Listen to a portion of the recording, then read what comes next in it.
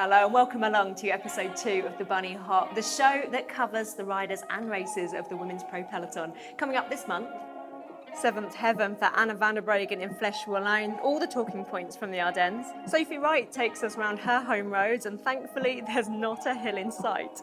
We take a deep dive into the mind of Teniel Campbell in this month's Something About Me. And we cast ahead to stage racing season as the Spring Classics draw to a close.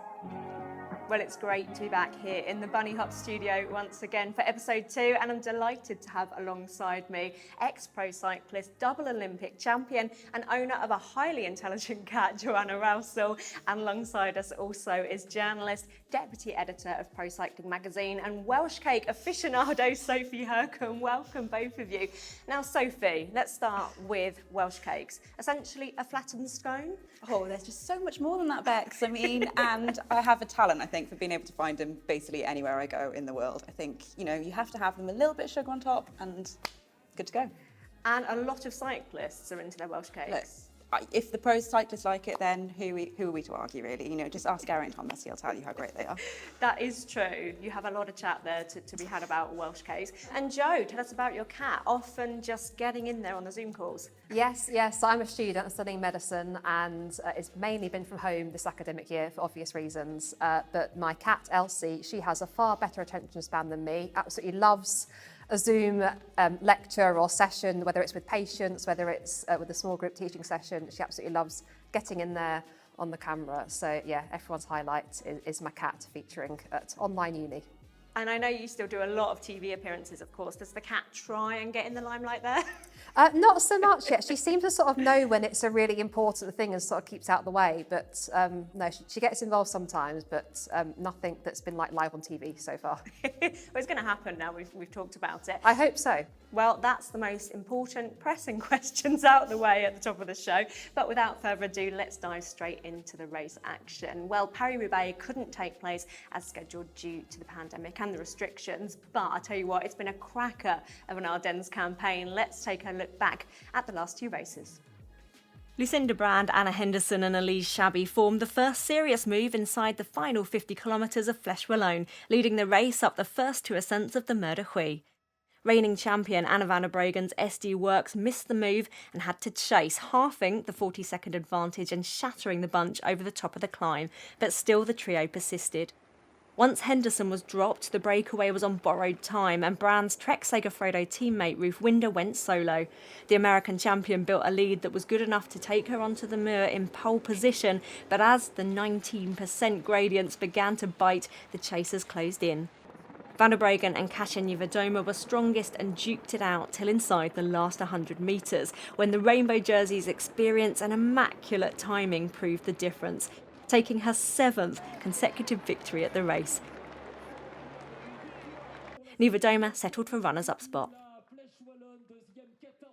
And in the final Ardennes Classic, Liège-Bastogne-Liège, it was on the iconic La Redoute that the race ignited, with Ashley Montmorency of SD Works pulling away from a group of favourites. Several attempts to close the gap were made, with only Cecily Uttrup-Ludwig and Lucinda Brand managing to bridge across. But the cooperation between them quickly waned as Brand and Montmorency waited for teammates behind, and they were caught before the next climb.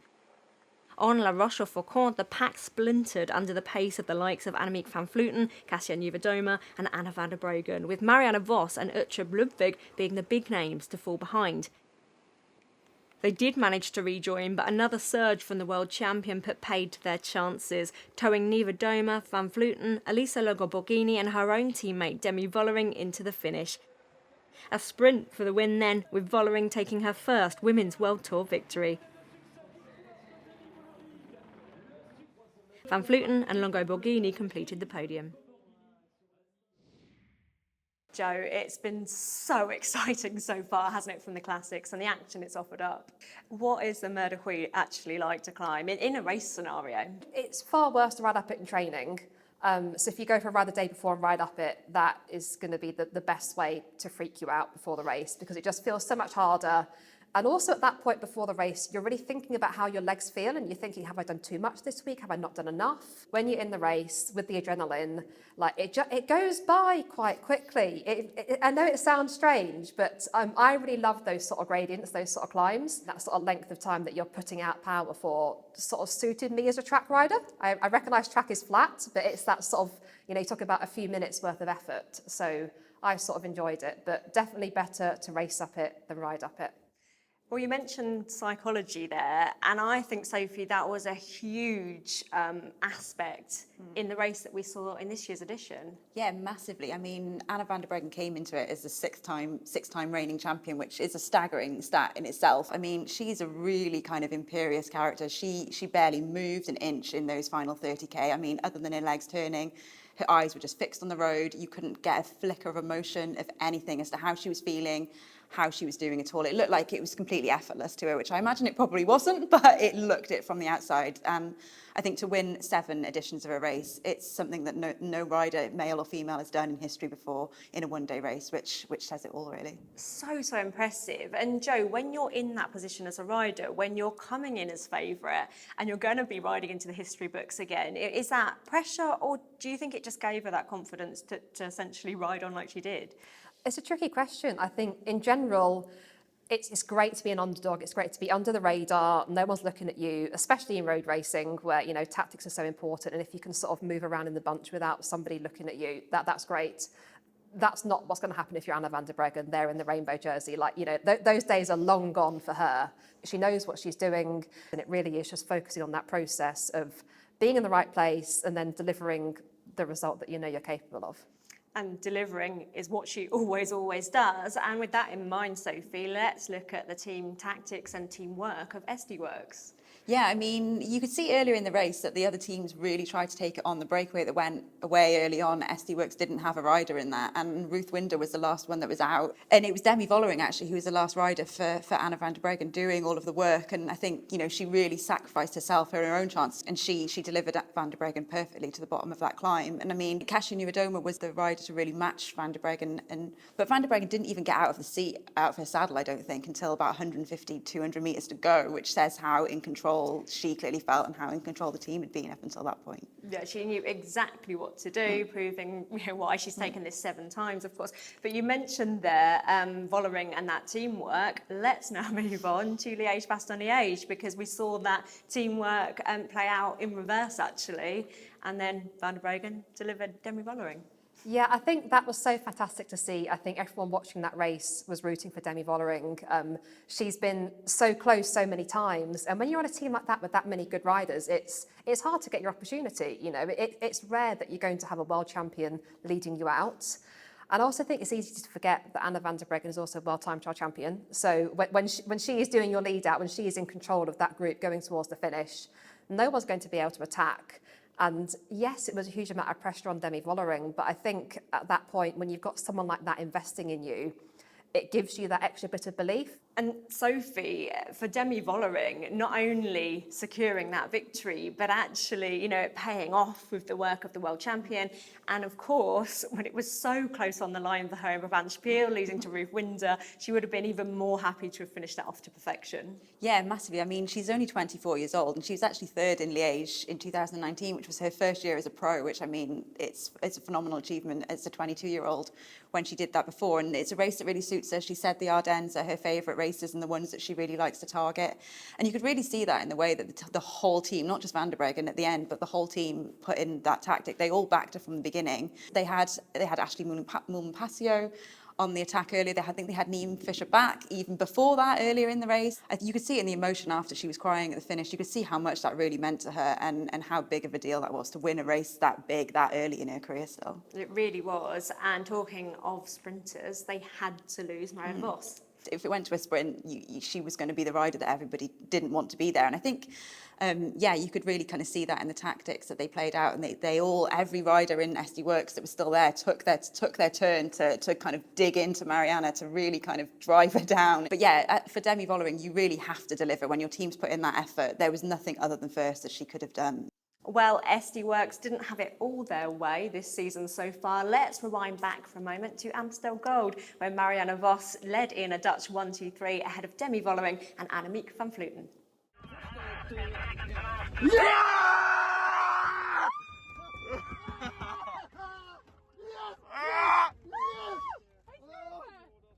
Gefeliciteerd Marianne, top, top, top, top, top. Heel speciaal gevoel, of niet?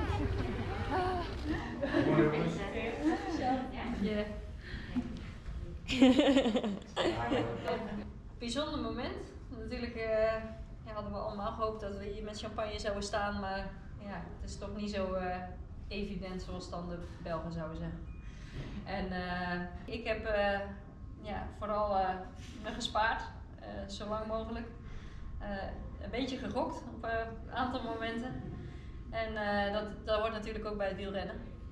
Maar ook dankzij jullie me rustig kunnen houden en kon ik nog net dat sprintje nog net voldoende doen tot de streep. Dus dank aan jullie allemaal en ik denk dat het een gezamenlijke overwinning is. Proost! Proost! A really special moment with the team there. And of course, between us, you know, we've worked and ridden with Vos over the years and witnessed so many wins. She's just such a spectacular contender.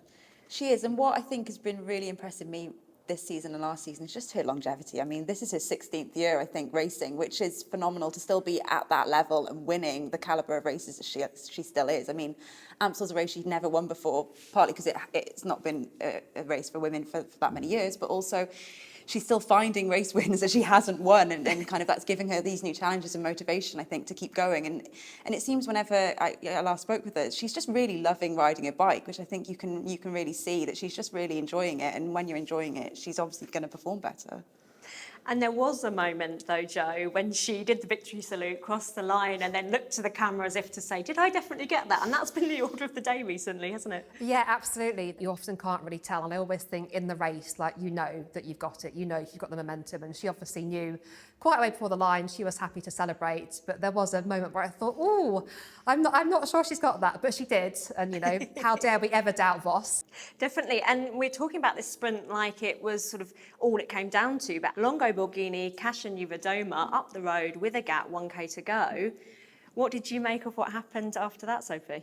I think it was really interesting, and it was a very strange dynamic between the two because they'd done the hard work, they'd got the gap, which is what they wanted. Neither of them were going to win a sprint against someone like Vos, so they needed to get away. And I don't know if it was just they hesitated maybe, or in that kind of time when they were sort of having that power moment between each other, and neither of them wanted to drag the other one to the line. But then I think in that 30 seconds or so that they were having those thoughts and kind of making those decisions, it was just too late because the bunch went and caught them, and then Vos went past.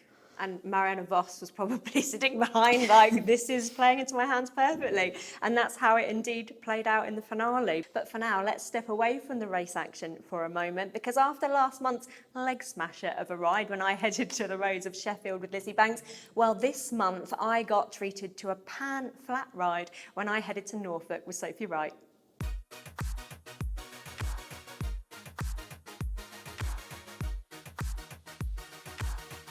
Loved it.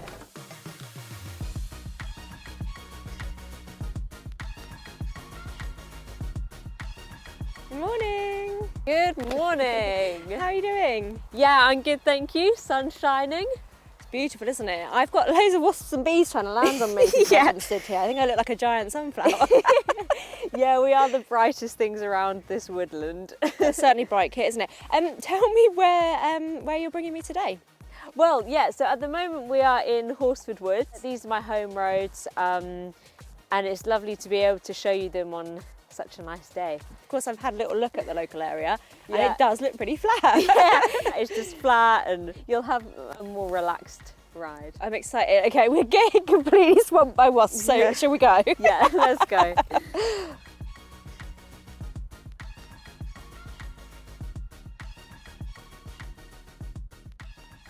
Up here, literally on the left, there's a field with some wallabies in it. What? Yeah, which is just so weird, isn't it? Like, we're in Horsford, yet there's wallabies and peacocks. Really? Oh, what? Yeah. Yeah, sometimes when I usually finish my rides along here, so I usually say hi to them. Oh, it's beautiful. You're really into your animals, aren't you? Yeah, like just always been into wildlife, and I've saved a few creatures when I've been out on my rides as well. In the classroom, I just was always looking outside the window and always looking at the birds flying past or whatever, so I'd always go out exploring in the woods, like trying to find birds' nests. I used to love Bear Grylls, Born Survivor. Oh yeah, And I skinned this rabbit with my dad. We didn't kill it, it was already dead. So we got it home, salted the skin, and we stretched it out, and I've still actually got the rabbit skin. Do you think that kind of adventurous spirit in you led you to mountain biking in the first place? Being able to just leave my house on my own, have my own independence, to just be out on my bike, and just I'd get home and be like, oh Mum, I saw this buzzard, or I saw a massive herd of fallow deer when I was out, and just all these lovely parts of nature that you can get to see. And if I wasn't out on my bike, I just wouldn't see that. Look at his beard. He's trying to be aloof. Yeah, his friend's just chilling over there. So lovely. I just love goats, but I actually really love pygmy goats. They're like the mini goats. And I've always wanted to do goga. Goga is goat yoga. So it's basically when you're doing yoga, basically surrounded by goats, and like say you're doing like the downward dog, and then a goat would come and jump on your back. It's just like, He's on board. I just always wanted to do goga, so I'll do it at some point. Actually a real thing. Yeah, goga. People just do, yoga with goats. Whoa! Okay, that was a dead pheasant. Poor pheasant, I should have bunny hopped it. It was probably that fun and sense of freedom and adventure early on for you, rather than necessarily the competitive side. Yeah, I mean, for sure, it was just all about enjoyment. I did a range of sports when I was younger. I mean, even at the age of 3, I did ballroom dancing. I also did motocrossing. That was epic. Like, I got my first motocross bike, a Kawasaki KX65, which was just my dream. I was only 8 years old. But yeah, me and Dad, like most Sundays, used to go down to the motocross track, and anything on wheels, I just love. Did you always just have that fearless attitude? I did have this kind of, I guess no fear attitude, which I developed as a kid from, like swinging in the trees, and I kind of had the bottle, but I didn't have the skill. With mountain biking, I cracked about 5 helmets. And I was really bashing myself up. I was having, the success on the road. That was just kind of my decision made.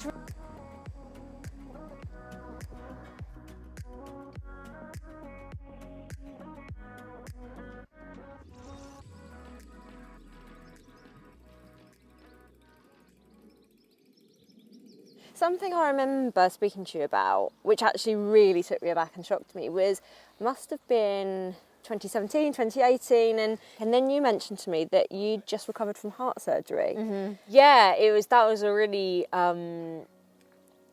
eventful time of my life, and it's only when I look back at it now that I realise how much of a massive thing it was, really, because it was in late 2016 that I was noticing this arrhythmia. I'd just be out on my bike, riding along, even just steadily, like not pushing myself, steady riding, and suddenly like my heart rate would spike to the highest it got was 256 beats a minute. Wow. And like the cardiologist said, this is like heart attack beats per minute. When they completed the operation, it was after nearly 6 hours in the operating theatre. Like me and my parents were just crying, with relief, because if it didn't go successfully, like they were operating within millimeters within my heart, And if something went wrong, I would have ended up with a pacemaker, and that would have just been my career over. Do you think going through 2 major heart surgeries has changed your perspective since coming back to racing, having been through that? I mean, it definitely makes you appreciate what you do have. I've got my health, and I'm just so thankful and grateful to those surgeons who fixed my heart and allowed me to continue. You know, if I'm having bad days in training or a bad race, then I can just think, I'm doing this job and it's my passion, it's my hobby, it's like the best job in the world, and I'm living my dream. So to be able to say that is just the best thing ever.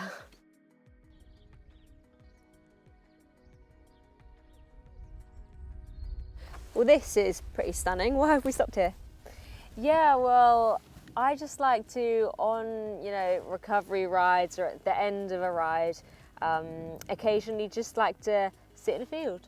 Because it sounds a bit weird, but it's actually really nice to just, you know, when you're on your bike and you've got the wind noise and you're focusing, you're looking at your numbers, whatever, it's actually nice to just sit down and take it in and listen to the birds' song and just, yeah, be in your own thoughts. And I just like doing it. I just find it really relaxing. So what's coming up next for you? Hopefully pick up my visa for my Spanish residency and then head out to Spain beginning of May to confirm my residency because of this Brexit stuff. So you're, all being well, be based out in Spain? Yes, hopefully, and I just get the much better weather, the mountains, and yeah. But good old Norfolk has showed up today because we have got the sun today. And you can seek out some fields over there. Exactly. Oh, I'll be able to find some perfect spots out there. Oh, listen, thank you so much for today. I have loved it, and it's been pan flat. It has been, yeah. No, it's been really great actually. Yeah, to talk to you just in a chilled way instead of like, yeah, dramatic interview after a race or something. But yeah, it's been really nice. Glad you enjoyed it. Thank you so much, and hopefully see you on the road soon. Yeah, see you on the road. That really was such an enjoyable ride, apart from the pheasant, I have to add. But seriously, Sophie has achieved so much already as such a young rider.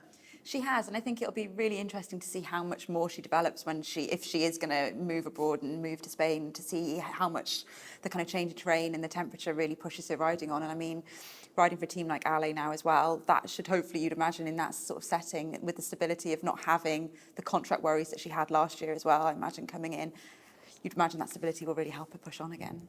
Being in that environment, like in a different country, sort of really sort of immersing yourself into that culture, I'm really hoping she'll sort of take that big step. And I'm looking forward to seeing how she does and how she progresses. She's a really exciting young rider, and I think a lot of people have got their eyes on her. Certainly, and it'll be really interesting to see where Sophie's talent takes her in the coming years. But a rider that's been at the top of the pro ranks for quite a few seasons now is Niewiadoma. And I know that I'm sat in this chair impartially, Joe, but I must say I've been urging her for that big victory all this season so far.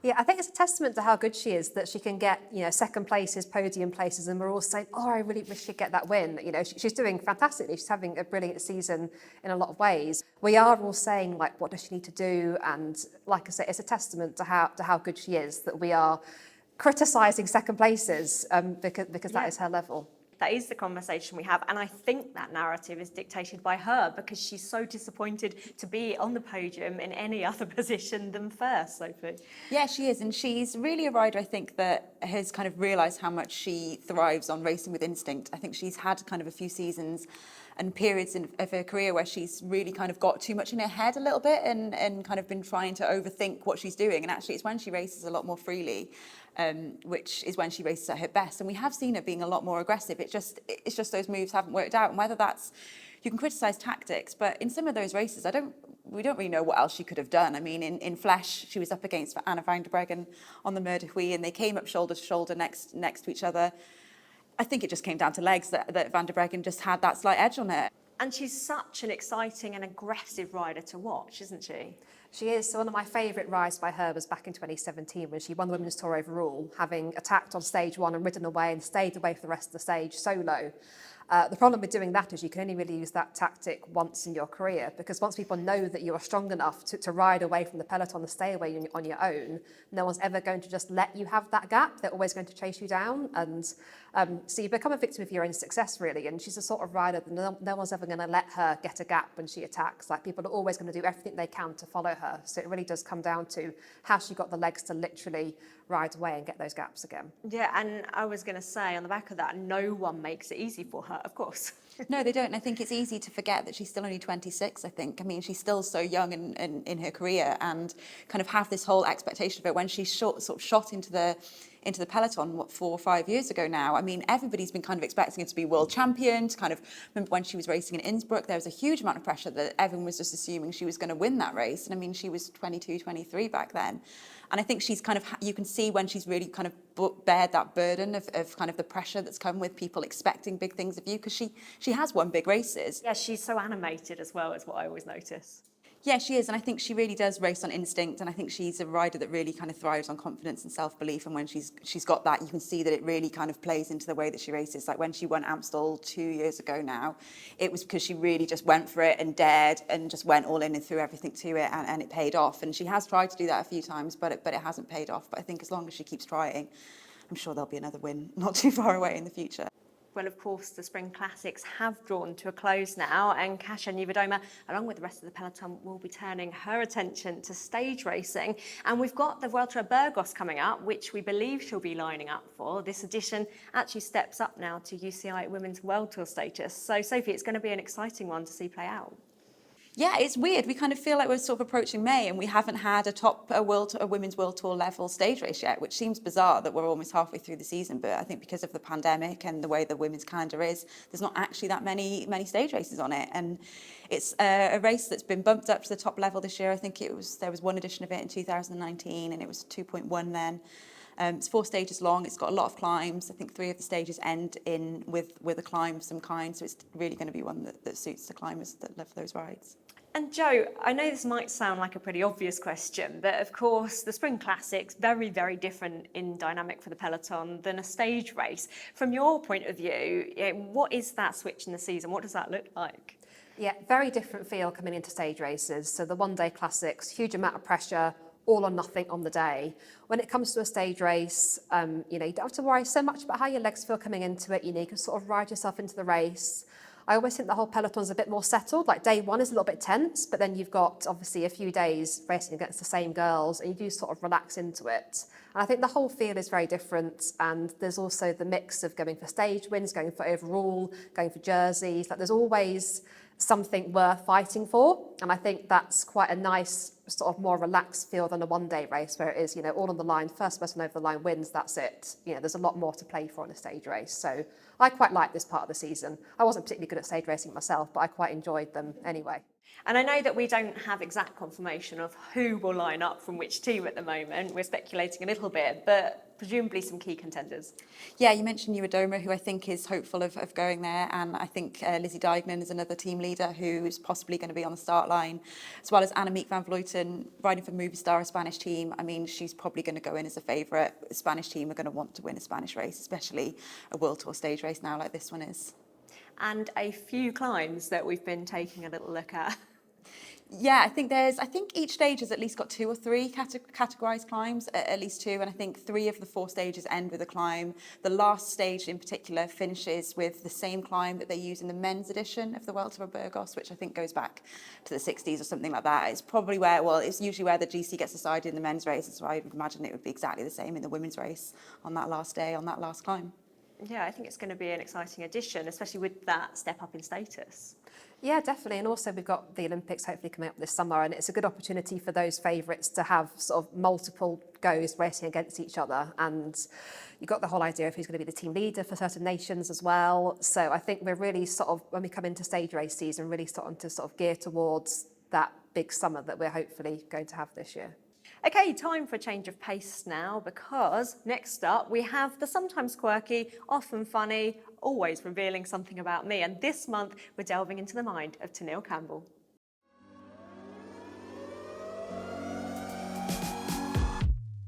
The thing I miss most when I'm away from home is food. Food.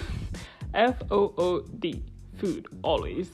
I love Caribbean food. I love my Trini food. Trini flavor, it's the best. Coffee has to be double espresso or 2 shots long black. No sugar or milk. The hashtag I live by is nothing can stop the man with the right mental attitude from achieving his goal. I fell in love with cycling when I won the Junior Caribbean Road Championships in Suriname. Yeah, standing on the top step and hearing my national anthem play, seeing all the joy and in people's eyes that result brought, yeah, it just made me start really loving and enjoying cycling. My signature dance move involves, I'm not sure how to describe this, but I have one, but I'm not sure how to describe it. My pre-race ritual is soca music. By the time I leave the hotel, my headphones are on. Yeah, music turned all the way up to some soca tunes. And coffee. Coffee is necessary. The last thing I posted on Insta was a beautiful video of me riding in Switzerland. The thing I do every day without fail is eating. I have a collection of memories, lots of memories, good and bad, and these memories, it grew me into the person I am today. Definitely a woman after my own heart there with that love of food and plenty of coffee. That's almost all we've got time for from this episode of the Bunnyhop. But before we go, I've got a question for both of our studio pundits. Thanks to Luna Kitty for sending that in on Instagram. And it is, if you could design your own cycling jersey, what would it be? What would it look like, Sophie? I think, well, for the start, it would have to just not be purple this year because all of the jerseys in the women's tour, as great as they are, they're all purple, and so I'd have to avoid purple. Maybe go, full 90s, get some fluorescent, every sponsor name, just get it all over the jersey, a bit like Androni on the men's side, just as much as you can get, as many different things you can get on one jersey, to be honest. I'm on board with that. I love 90s fashion and 90s jerseys. Jo? I quite like my flowers, as you might have guessed. So I'm going to go for like a floral sort of style jersey. There was one back in the day, Specialised Lululemon did a special one for the Giro Rosa one year with sort of roses on. So yeah, something floral, why not? So like floral all over, not just a hint. No, all over. Go big, go big. Go big or go home. On that note, Jo, Sophie, thank you so much. It's been an absolute pleasure having you here in the Bunnyhop studio. Well, we'll be back next month, but in the meantime, don't be a stranger, be a Bunnyhopper. Give us a follow over on Instagram using the handle @thebunnyhop_cc, and indeed get involved all across our social media channels. We'd absolutely love that. Well, we'll see you next time, but for now, keep riding, keep watching, and all importantly, keep bunny hopping. Bye-bye for now.